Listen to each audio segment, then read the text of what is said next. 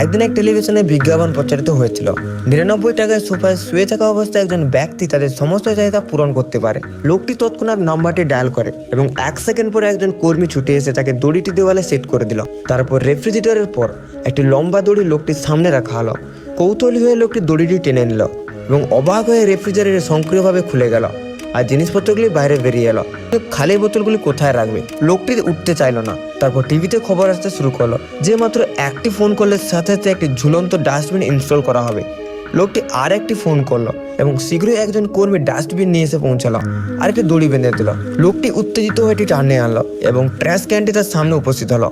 তারপর টিভি আবার রিপোর্ট করছিল যে মাত্র 399 ইউনিয়নের জন্য একটি স্বয়ংক্রিয় পাখা, স্বয়ংক্রিয় টুথব্রাশ এবং স্বয়ংক্রিয় হিটার অবশ্যই ইনস্টল করতে পারবে।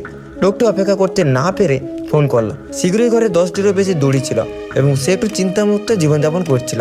ঘুমানোর আগে দড়ি টেনে নিজে থেকে দাঁত ব্রাশ করতো এবং সে শুয়ে পড়ার সাথে দড়ি তার পিঠকে আলতো করে ধরে রাখতো। লোকটি ঘুমের জন্য প্রস্তুত হওয়ার জন্য আলো নিভিয়ে দিল।